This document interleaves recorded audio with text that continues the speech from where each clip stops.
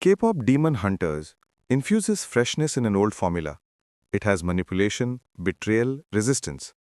There is also a flicker of romance, unwavering friendship, hope, and above all, a happy ending with the triumph of good over evil. I am a big K-drama fan. At least I think so, considering in the 2 years since I started following Korean pop culture, I can differentiate a Park Shin-hye from Bae Suzy and a Hwang Min-hyun from Cha Eun-woo. I am fluent in Annyeong Haseo, Gwenchanayo, and Kamsa Hamnida. Hello, it's okay, and thank you, respectively in Korean. My K-drama watch lists go beyond the big three, Netflix, Prime, and Hotstar. I am guilty of having a subscription to Wiki Rakuten, an Asian streamer, and the only notifications I say yes to are new K-drama releases. Fair disclosure, K-pop Demon Hunters, the animated fantasy action musical which has become Netflix's most watched movie ever with all-time views of 325.1 million, wasn't on my radar. There were two reasons I decided to give it a whirl. One, because Ahn Hyo-sop of Business Proposal and Dr. Romantic fame voiced the male lead Jinu, and two, to see what all the fuss was about. Happy to report, curiosity did not kill the cat. K-pop Demon Hunters works for pretty much the same reasons that were behind the now far-reaching global fandom of Korean pop culture. A simple but evocative storyline, a deep dive into Korean culture, past and future, a solid playlist. As of October 5, the film's soundtrack returned to number 1 on the Billboard 200 albums chart, and an inexplicable obsession with ramyeon and gimbap. Except, by venturing into animation, the film has expanded K-drama's target audience from largely millennial viewers to include children. The fact that the original audio is in English could also have been a factor, although the Korean voiceover is a delight in itself.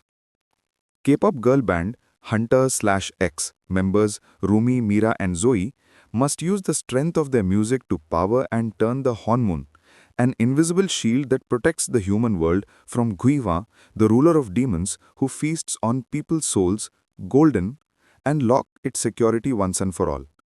On the face of it, the storyline of K-pop Demon Hunters is as basic as it gets. It is a good versus evil tale. But makers Maggie Kang and Chris Applehands have layered it in a way that makes the narrative simple enough for young ones but lends it enough depth to make it worth the seasoned fans' time. We've all heard of an eye for an eye and that one must fight fire with fire. In K-pop Demon Hunters, it's music against music.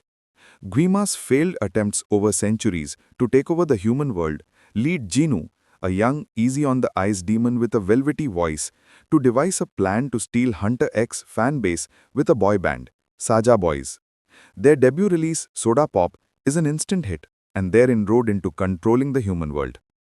What is new about the plot? One may argue, but the fact of the matter is, what is there not to like about this plot? There is manipulation, there is betrayal, there is resistance. There is also a flicker of romance, unwavering friendship, hope, and above all, a happy ending with the triumph of good over evil. All things quintessential to good K-dramas. K-pop Demon Hunters shines in its execution. The engaging storytelling, complemented by catchy, well-timed, theme-appropriate music, makes the production equal parts ambitious and entertaining. You can't complain about a template if the template works. That K-pop Demon Hunters has one foot in the past and the other in the present of Korean traditions also works in its favor. There are of course references to familiar Korean elements like the food, from kimchi and hotteok to nyangmen, pepero sticks and Korean corn dogs, but there are also characters from Korean folklore that notch up the intrigue with an element of fantasy. For instance, Derpy Tiger, Jinu's larger-than-life blue cat with a snaggletooth that is tasked with delivering messages to Rumi secretly, is based on the image of a feline in the Min-hyun style of painting that flourished during the Joseon dynasty. Like in the traditional art form, in the film too, the cat is seen with a magpie. The character of Guima, inspired from the Korean folklore of evil spirits or Guishan, embodies the devil and is innovatively woven in to deliver a message of contemporary resonance. Jinu made a deal with him to escape a life of poverty, regretfully leaving behind his family. Rumi, born to a hunter mother and demon father, has been struggling with her secret dual identity her entire life. Both must overcome the metaphorical and literal demons within to find their true selves. At a risk of oversimplifying, K-pop Demon Hunters is akin to a visual fable. but it is the connection it establishes with audiences, pushing them down an endless rabbit hole of K culture across age and geography that makes it a masterclass in on-screen production.